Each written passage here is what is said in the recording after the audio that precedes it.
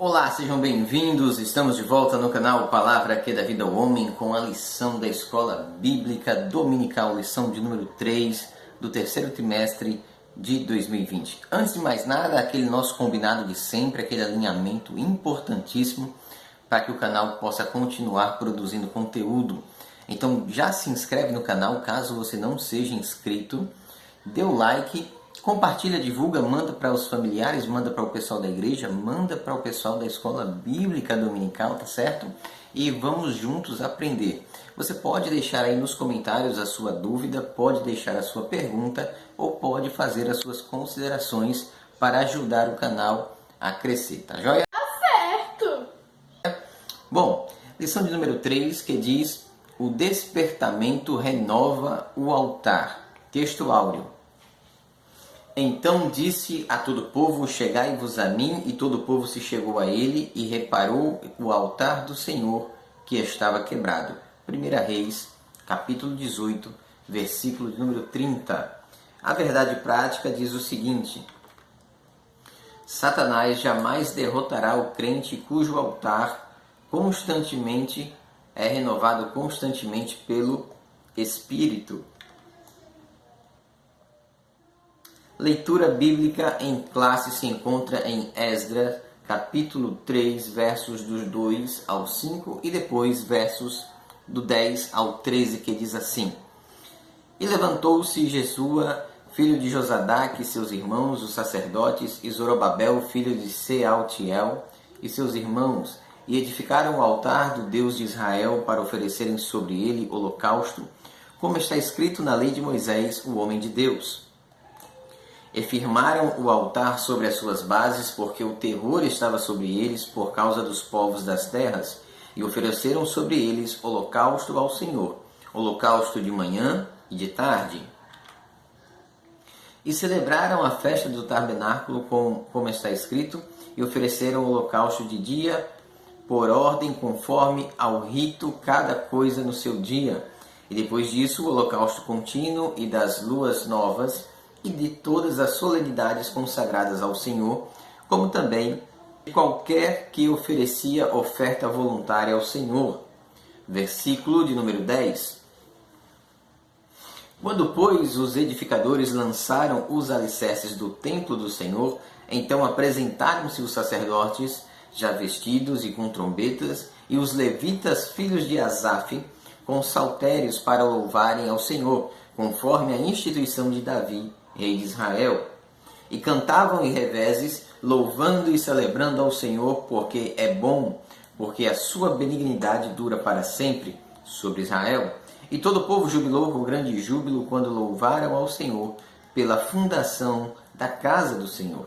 Porém, muitos dos sacerdotes e levitas, e chefes dos pais, já velhos, que viram a primeira casa sobre o seu fundamento, vendo perante os seus olhos esta casa, choraram em altas vozes, mas muitos levantaram as vozes com júbilo e com alegria, de maneira que discernia o povo as vozes de alegria das vozes de choro do povo, porque o povo jubilou com tão grande júbilo que as vozes se ouviam de muito longe. Ponto central desta lição: Cristo é o centro da nossa comunhão com Deus. Muito bem, vamos ver aqui o que o comentarista vai nos trazer referente ao despertamento em relação ao altar. Muito bem. O primeiro ponto que ele trata é o despertamento conduz o homem ao altar.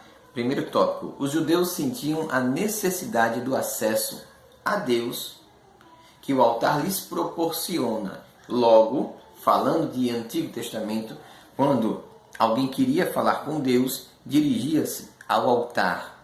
O altar, ele simbolizava ou ele tipificava a presença de Deus junto ao povo em um momento sacro, em um momento em que o povo se apresentava diante do altar para ouvir a voz de Deus, para sentir a presença de Deus, para esperar de Deus algum tipo de manifestação em relação à situação que ele precisava. Segunda coisa, todos os despertamentos genuínos começam com a restauração do altar.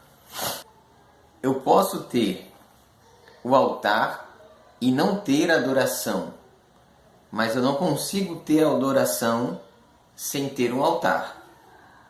Então, quando nós olhamos para esta observação, nós podemos ver aqui que no tempo do profeta Elias, nos dias de Acabe, a primeira coisa que Elias fez foi reparar o altar que estava quebrado, depois sacrificou sobre ele e orou a Deus. Outra coisa, quando o piedoso rei Ezequias assumiu o trono de Judá, já no primeiro ano do seu reinado, o que foi que ele se preocupou em fazer? Mandou purificar o templo, tirar fora toda a imundícia, purificar o altar do holocausto que havia sido substituído no reinado do seu antecessor, o rei Acais. Então, a figura do altar, ela é extremamente importante à questão da adoração, à questão da comunhão com Deus.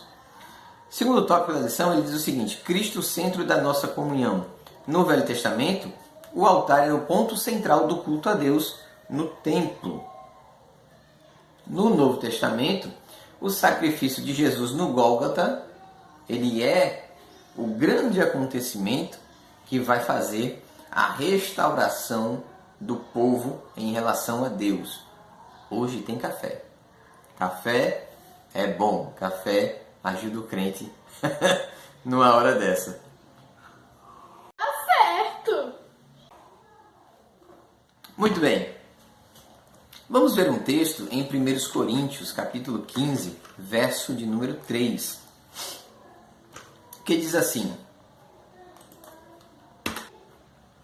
Porque primeiramente vos entreguei o que também recebi, que Cristo morreu por nossos pecados segundo as Escrituras, e que foi sepultado e que ressuscitou ao terceiro dia, segundo as Escrituras.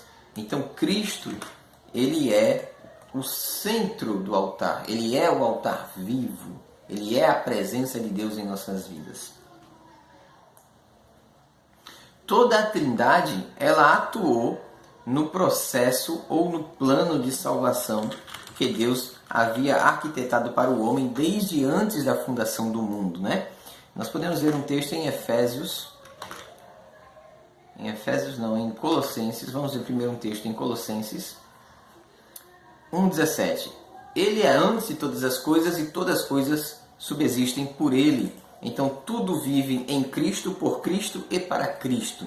Nada foge ao controle dele, nada está alienado à vontade dele ou à sabedoria dele. Tudo está perfeitamente revelado aos seus olhos. Vamos ver agora Efésios 3, 6 ao 9. O que é que diz lá? Ao saber que os gentios são co-herdeiros e de um mesmo corpo e participantes da promessa em Cristo pelo Evangelho, do qual fui feito ministro pelo dom da graça de Deus, que me foi dado segundo a operação do poder. A mim, o mínimo dos santos, me foi dada esta graça, de anunciar entre os gentios, por meio do Evangelho, as riquezas incompreensíveis de Cristo, e demonstrar a todos qual seja a comunhão do mistério que desde os séculos esteve oculto em Deus, que tudo criou por meio de Cristo Jesus. Muito bem. Então, tudo converge para Cristo, né? O Pai elaborou um plano, o Filho executou o plano e o Espírito Santo atua conosco no meio de toda essa história até a consumação dos séculos para nos direcionar e nos guardar na presença de Deus, tá bom? Cristo é o Filho de Deus, 1 Pedro 2, 24, vamos ver o que diz o texto. Ele mesmo levou em seu corpo os nossos pecados sobre o madeiro, a fim de que morrêssemos para os pecados e vivêssemos para a justiça. Por suas feridas, vocês foram curados. Importantíssimo este texto.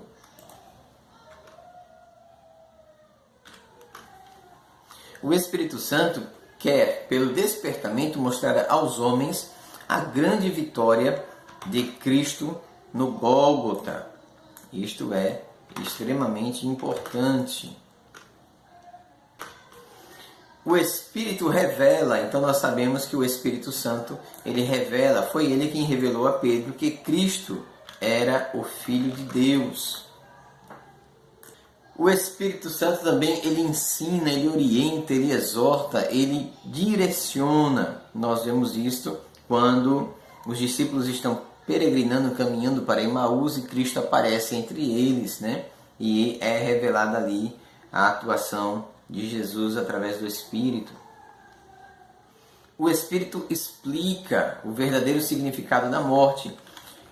Tem um dizer muito conhecido que o pessoal diz assim que o homem comum não entende as coisas de Deus. E alguém às vezes pensa ou imagina que se um homem não cristão for ler a Bíblia, ele não vai conseguir ler.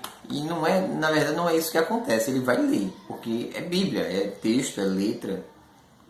Ele estudou, ele sabe ler, é alfabetizado, ele vai ler. O que acontece é que ele, como está mortificado no pecado, o que ele lê não tem para a vida dele aplicabilidade, não tem sustentabilidade, não tem fundamentação alguma. Para ele é como se fosse uma história, como se fosse uma fábula de La Fontaine, por exemplo, né? Muito conhecido. Mas enfim, o que acontece é que para ele não enxerga a utilidade naquilo. Por quê? Porque a Bíblia é um livro escrito por homens, Deus usou homens, porém ele é um livro espiritual, divino, inspirado. E para que eu entenda aquilo que está nela, eu preciso estar debaixo da graça de Deus e sendo guiado pelo Espírito Santo, porque é Ele quem convence o homem do juízo, do pecado e da justiça. Não é ninguém, não sou eu, não é você. É o próprio Espírito quem faz esse convencimento na vida dos homens. Síntese do tópico 2. No Novo Testamento, Cristo tornou-se o centro da nossa comunhão com Deus através da sua morte expiatória, trazendo redenção a todos os homens. Não temos mais o altar como nosso ponto central do Antigo Testamento. É diferente. Terceiro tópico desta lição.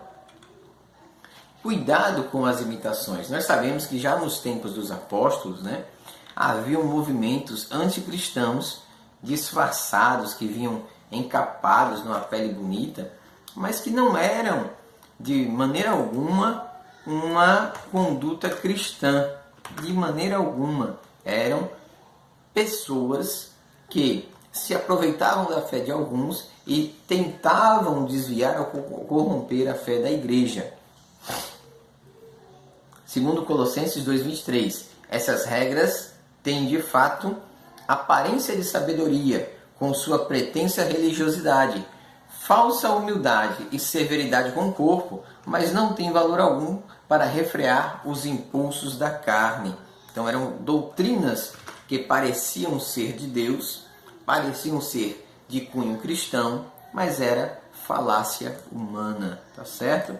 Então isso já tinha naquele tempo, isso tem no nosso tempo e provavelmente terá até que Jesus volte. Por quê? Porque em todo canto a gente acha pessoas ruins, pessoas más, pessoas corruptas que querem se aproveitar da fé alheia para causar ou produzir o mal. Mas Deus julgará essas pessoas a seu próprio tempo, tá bom?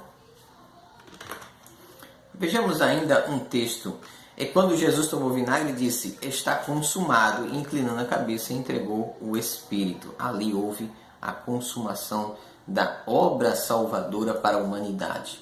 Todos os nossos pecados foram ali lançados sobre Cristo na cruz do Calvário. De maneira que aquele que aceita Cristo já não vive mais ele. Cristo é quem vive nele, nova criatura ele é, novos horizontes ele vai andar, nova vida ele vai viver. Porque as coisas velhas se passaram e eis que tudo se fez novo. 1 Coríntios 2,10. Mas Deus o revelou a nós por meio do Espírito. O Espírito sonda todas as coisas, até mesmo as coisas mais profundas.